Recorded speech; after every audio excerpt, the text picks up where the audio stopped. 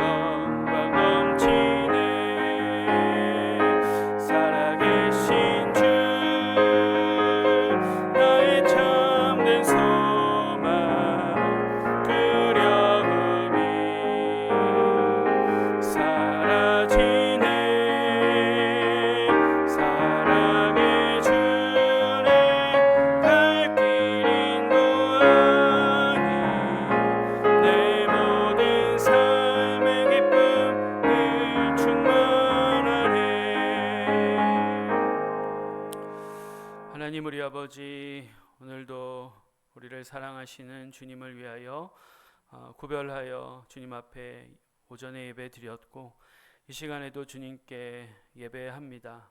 또 오늘 귀한 말씀 가운데 저희들에게 도전을 주시고 주의 뜻이 무엇인지 분별케 하여 주시되, 특별히 다양한 모습으로 또 주님의 사역들을 감당하고 있는 교회들을 통하여 배우게 하시고, 또 주님의 귀한 인도하심을 잘 쫓아가는 귀한 과정이 될 수 있도록 인도하여 주시옵소서. 오늘도 마음 다해 주님을 찬양하며 마음껏 주님을 향하며 또 주님께 나아가는 이 시간 되게 하옵소서. 예수님의 이름으로 기도합니다. 아멘. 우리 오늘 말씀 사도행전 우리 16장 6절부터 10절까지 말씀 보겠습니다. 사도행전 16장 6절부터 10절까지 말씀입니다. 제가 가진 성경은 신약성경 261쪽에 있습니다. 사도행전 16장 6절부터 10절까지 말씀입니다. 함께 봉독합니다. 아시아에서 말씀을 전하는 것을 성령이 막으심으로 그들은 부르기아와 갈라디아 지방을 거쳐가서 무시아 가까이 이르러서 비두니아로 들어가려고 하였으나 예수의 영이 그것을 허락하지 않으셨다. 그래서 그들은 무시아를 지나서 드로아에 이르렀다. 여기서 밤에 바울에게 환상이 나타났는데 마게도니아 사람 하나가 바울 앞에 서서 마게도니아로 건너와서 우리를 도와주십시오 하고 간청하였다. 그 환상을 바울이 본 뒤에 우리는 곧 마게도니아로 건너가려고 하였다. 우리는 마게도니아 사람들에게 복음을 전하기 위하여 하나님께서 우리를 부르신 것이라고 확신하였기 때문이다. 아멘. 사도 바울이 이제 1차 전도 여행을 마치고 바나바와 이제 다투면서 두 팀으로 갈라졌죠. 그래서 이제 바울이 2차 전도 여행을 또 그렇게 이제 떠나게 되는데, 오늘 지도를 제가 준비했는데 잘 안 보이시죠? 네, 여기 보시면 지금 이고니온 루스드라 여기까지 이제 바울이 왔다가 안디옥, 저기 가장 중간에 비시디 안디옥, 거기 본래는 위쪽으로 갈라디아 또 부르기아 그쪽으로 지금 복음을 전하러 가려고 계획을 했습니다. 그런데 오늘 말씀에 의하면 이 성령이 막으셨다 말씀합니다. 부르기아와 갈라디아, 그러니까 위쪽 내륙 지방으로 쭉 올라가서 복음을 전하려고 했는데 성령이 막으셨다라는 거죠. 7절에도 무시아에 이르러서 또 비두니아로 들어가려고, 여전히 그 또 이렇게 여기 무시아 지역으로 와서 또 위에 그 땅 위쪽 지방으로 또 올라가서 복음을 전하려고 하는데 또 예수의 영, 곧 성령이죠. 또 성령님께서 그것을 허락하지 않으셨다라는 거죠. 그러면서 이제 바울이 밤에 환상을 보게 되는데 마게도니아 사람이 마게도니아로 건너와서 우리를 도와주십시오, 그렇게 요청하는 거예요. 그래서 여러 학자들에 따르면 알렉산드리아 왕을 그렇게 본 거다, 뭐 이렇게 이야기하는 사람들도 있는데, 어쨌든 정확하게는 알 수 없지만 마게도니아의 사람이 와서 우리를 좀 도와달라라는 그런 환상을 보게 됩니다. 그러니까 사도 바울이 굉장히 계획이 철저한 사람이었습니다. 그래서 계획한 대로 가려고 했지만 또한 성령의 인도하심에 늘 열려있던 사람이었던 거죠. 그러니까 우리에게도 이게 굉장히 중요합니다. 내가 어떤 일을 계획하고 또 준비하고 그렇게 차근차근 하는 것도 중요한데, 성령님은 항상 또 생각지도 않은 상황에서 우리를 이끄실 때가 있죠. 사도 바울이 바로 그런 지점에 지금 놓인 것입니다. 그래서 부르기아, 비두니아, 갈라디아 위쪽으로 쭉쭉 올라가려고 했는데 성령이 두 번이나 막으시고, 또 환상 가운데 마게도니아 사람이 우리를 좀 도와달라, 와서 도와달라 하는 그 환상까지 이제 하면서 하나님께서 우리를 마게도냐로 인도하시는구나, 마게도냐에 하나님께서 예비하신 사람이 있구나 이제 생각을 하고 확신을 하고, 10절 말씀에 보면 그렇게 확신했다라고 나오죠. 그래서 하나님께서 우리를 부르신 것이라고 확신함으로 이제 마게도냐, 그 유럽 저쪽으로 이제 넘어가게 되는 것이죠. 그래서 처음 넘어갔을 때 누구를 만납니까? 드로아에서 이제 빌립보로 딱 도착했는데 자색 장수, 그죠? 루디아에게 복음을 전하죠. 이 루디아가 이미 준비되어 있는 사람이었습니다. 그래서 이 사람이 예수를 영접하고 하나님의 백성이 되고, 또 이하의 2차 전도 저 유럽 지역, 저 데살로니가, 베레아, 아덴, 고린도 이쪽으로 해가지고 굉장히 저항도 있었지만 복음을 받아들이는 사람들이 많았다라는 것이죠. 오늘 말씀을 통해서 우리가 때로는 하나님이 생각지도 않은 방향으로 인도하신다. 이 교회의 본질도 마찬가지인 것 같습니다. 그 교회가 거기 왜 있어야 되는가?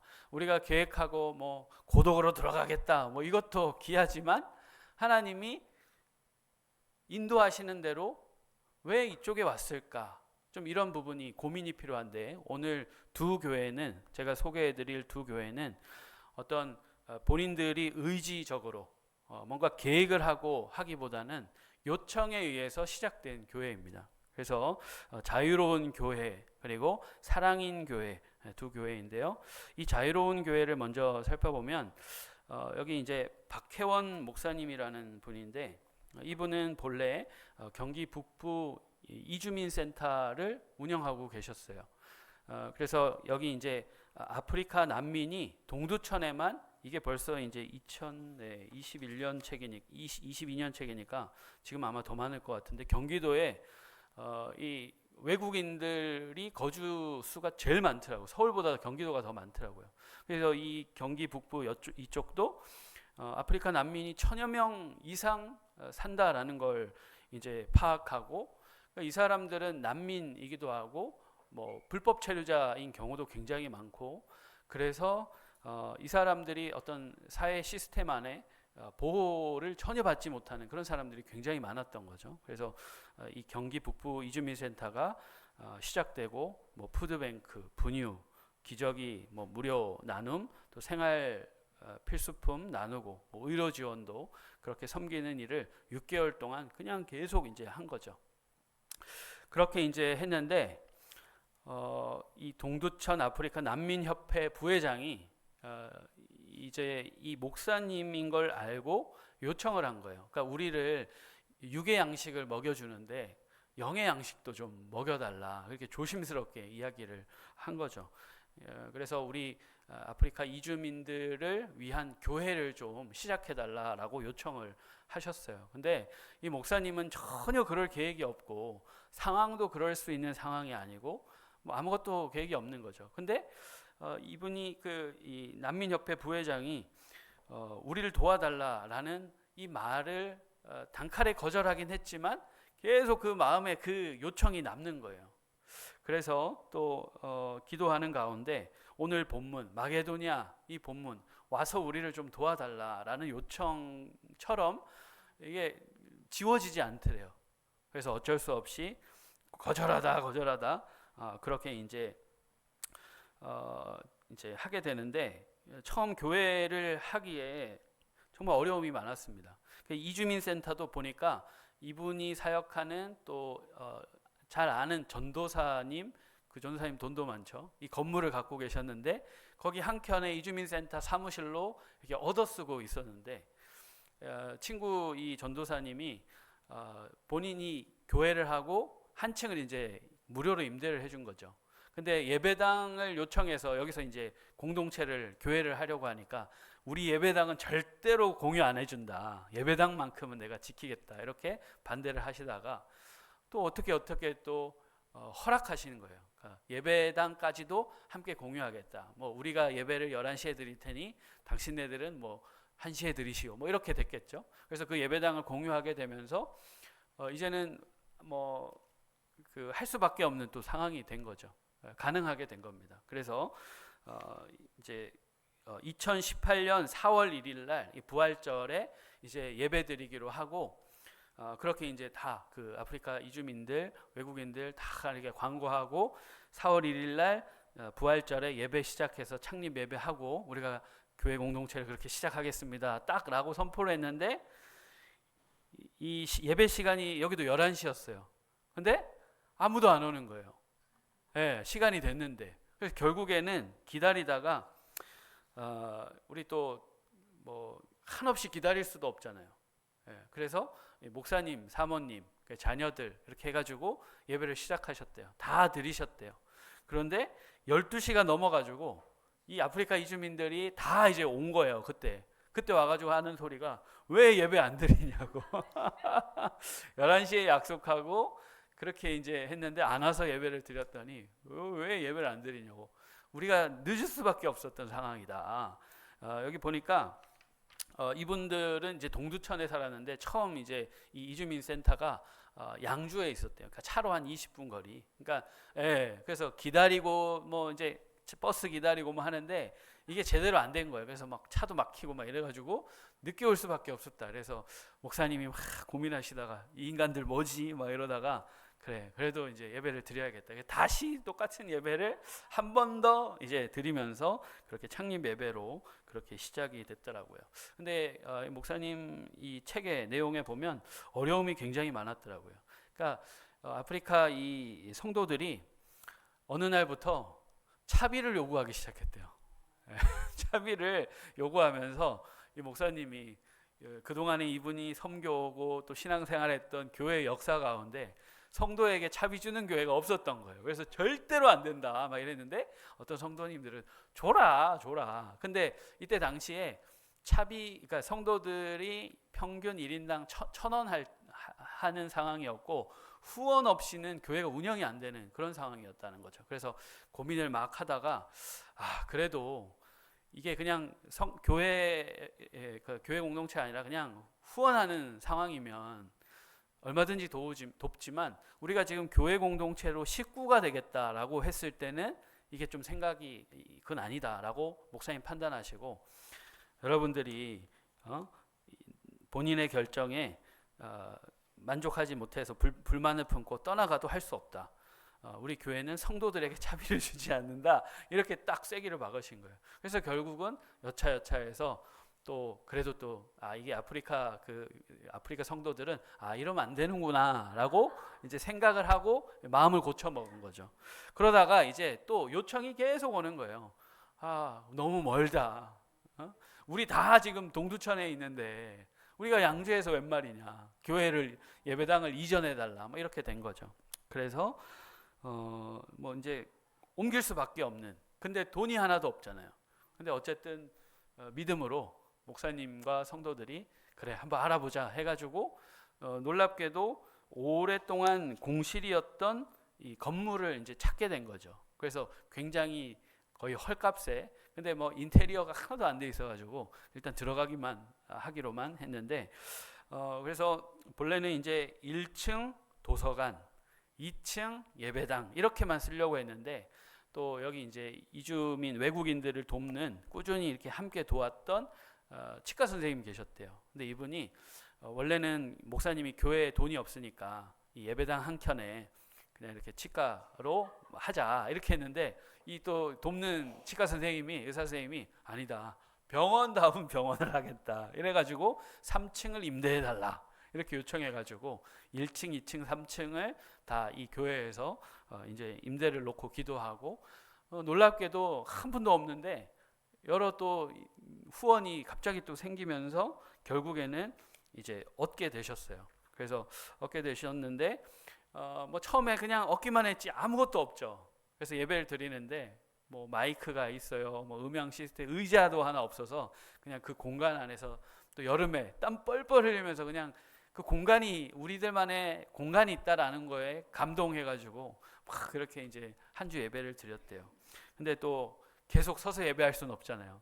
그래서 또 이제 기도하는 가운데 딱 의자 살 만큼만 누군지도 모르는 사람이 또 후원을 계좌 이체를 해주신 거예요. 그래서 의자 사고 또 그렇게 이제 목이 터져라 막 이렇게 하시다가 또 지역의 동네 교회 어느 목사님이 중고 그 음향 시스템을 또 다 갖다 주셔서 이제 마이크로 목소리를 낼 수 있고 그렇게 또 시작이 되고 또 나중에 신대원 동기 목사가 이 강대상을 손수 만들어서 보내줘서 처음엔 그냥 하다가 강대상도 이제 생겨나고 또 막 더운데 이 목사님 동생이 제주도에 뭐 이제 또 동생이 있었나 봐요. 그래서 1,000만 원 넘는 에어컨비를 다 지원해줘가지고 에어컨도 생긴 거죠. 그래서 이분이 하시는 말씀이 이게 본래 본인이 전혀 계획한 게 아니잖아요. 요청해서 하게 된 거잖아요. 이분의 고백이 하나님께서 원하시는 일을 원하는 곳에서 하면 그 일을 감당하게끔 하나님이 하시는구나. 이 고백을 그 과정마다 느끼신 거죠. 그래서 지금 그러니까 교회 이름이 자유로운이잖아요. 왜냐하면 이 아프리카 성도들이 불법 체류자도 있고 굉장히 쫓기고 이 사람들은 맨날 도망 다니는 꿈을 꾼대요. 그럴 수밖에 없겠죠. 그래서 좀 교회 공동체 안에서만큼이라도 좀 자유롭고 또 그래서 또 여러 경기도 어느 그 기관이랑 또 그 협약을 맺어가지고 절대로 그냥 잡아가지 않는 걸로 뭐 그런 약속도 좀 얻어내면서 아무래도 좀 이렇게 돕는 분들이 많이 생기는 거죠. 그래서 치과도 계속 무료 봉사하고 또 생계 지원도 하고 또 의료 봉사, 뭐 엑스레이 혈액 검사 이런 것들도 다 무료로 하게 되고 또 법률 이런 것들 행정적인 부분이 또 굉장히 어렵거든요. 외국인들에게는. 그래서 이거를 돕는 분들이 또 생겨나고 또 교육 사업도 하고 한글 가르치고 또 뭐 한국 문화에 대해서도 교육하고 그리고 뭐 아무튼 정부와 처음에는 하나도 연결이 없어서 누구한테 도와달라도 못했는데 이렇게 입소문이 나고 또 발품을 팔고 그러면서 좋은 일, 뭐 보니까 뉴스에도 기사에도 많이 실렸더라고요.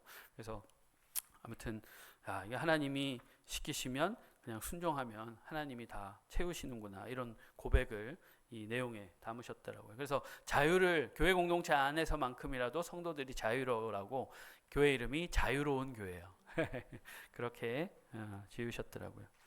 자, 그 다음에 이제 사랑인 교회, 이 교회도 사실은 목사님이 전혀 계획하지 않은 상황에서 교회가 시작됩니다. 뭐냐면 이제 자기가 예전에 가르쳤던 학생들 중에 암이 걸린 자매가 생겨난 거예요. 그래서 그 암 투병하는 그 자매가 친구들한테 옛날에 나에게 교회에서 복음을 전해주고 또 성경을 가르친 그 어느 전도사님 좀 찾아봐달라 그렇게 해가지고 만나고 싶다고 해서 그 병원으로 이 목사님이 이제 찾아가게 된 거죠.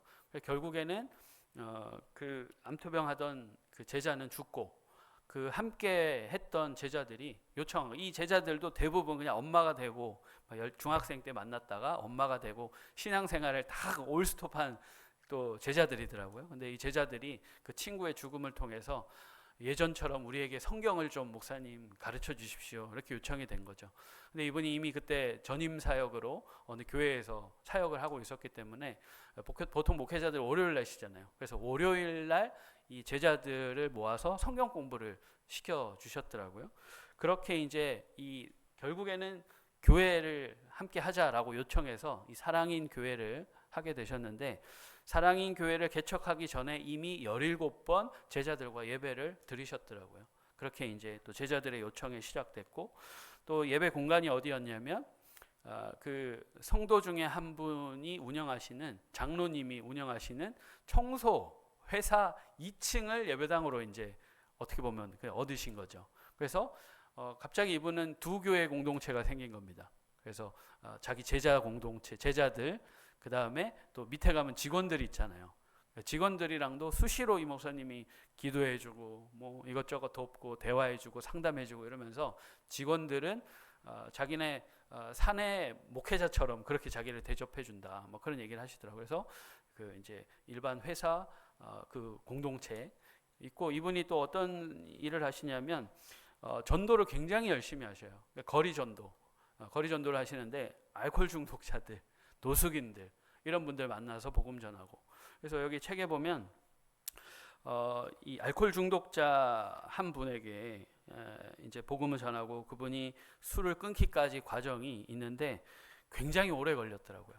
자기가 결단하고 예수 영접하고 이제 신앙생활 하겠습니다, 술 끊겠습니다 했는데 친구들 만나서 또 그동안에 못 먹었던 거 막 다 이제 다 마시고 그러고 이제 한동안 또 사라지고 목사님도 너무 화가 나가지고 안 찾아갔대요. 아예 거리에 가도 그냥 모른 척하고 지나가고 자기가 너무 힘들대. 왜냐하면 그렇게 자기에게 이제 예수님 믿고 따르겠다 이제 자기가 결단해서 그렇게 기쁨으로 또 그렇게 이제 세례도 주고 하신 것 같은데 어떻게 보면 이제 배신 때리고 다시 돌아간 거니까 너무 화가 나셨대요. 그래서 근데 이제 이 사람을 어떻게 내가 다시 건져낼까 그러다가 왜 어른들 운동하다 보면 라디오 이렇게 틀어놓고 다니시잖아요.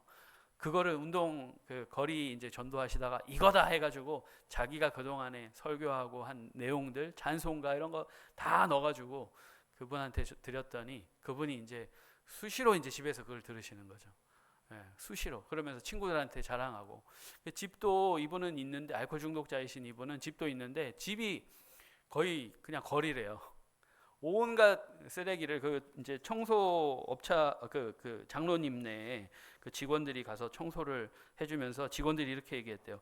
집안에서 노숙하는 사람, 집안에서 노숙하는 사람 이렇게 그 정도였어요. 근데 말씀을 듣고 매일 그렇게 이제 찬양 따라하고 이러더니 완전히 이제 술을 끊으셨다. 그리고 또 이제 하나님께 온전히 이제 헌신하는 그런 성도가 되었다. 그런 내용들 나눠 주셨더라고요. 이분은 또 온라인으로 굉장히 열심히 또 이제 전도하고 뭐 복음을 나누고 그러면서 이제 지금 보니까 뭐 성도님들이 굉장히 많지는 않지만 그래도 이제 예배당의 모습을 완전히 갖추고 그렇게 이제 열심히 사역을 하시더라고요. 그리고 매년 예산의 20%는 선교와 구제, 장학 사업에 꾸준하게 드리신다고 합니다. 그래서 이 교회도 그렇고 이 사랑인 교회도 그렇고 이 자유로운 교회도 그렇고 결국에는 요청에 필요에 의해서 하나님이 인도하시는 대로 따라갔더니 이게 하나님이 하실 일들도 주시고 그 과정에 필요한 것들도 다 채우시더라. 이렇게 이제 간증하는 내용들 오늘 같이 한번 살펴봤습니다. 그래서 오늘 말씀도 그렇고 이 두 교회의 사례도 그렇고 이제 선교형 교회를 우리가 계속 보고 있는데요. 선교형 교회라는 것은 결국 세상 속으로 들어가는 겁니다. 세상 속으로 더 들어가서 사람들의 필요를 채우면서 어떻게 우리가 더 잘 섬기고 저들을 평안하게끔 할까? 그러면서 하나님의 복음을 나누고 그렇게 이제 교회가 든든히 세워져 가는 그런 모습들, 우리도 이런 부분들을 잘 고민하고 또 살펴보고 우리 교회가 지금 준비하고 있는 책방도 또 이런 귀한 통로가 됐으면 하는 바람이 있습니다. 저와 여러분 모두가 선교적인 삶을 사시고 오늘 말씀에 선교사라고 말씀드렸죠? 은혜만 받으려고 하시지 말고 그렇죠. 은혜도 받으시고 그리고 선교적 사명 우리 모두가 잘 감당할 수 있기를 바랍니다. 우리 찬송가 321장 함께 찬양하겠습니다. 찬송가 321장입니다. 찬송가 321장입니다.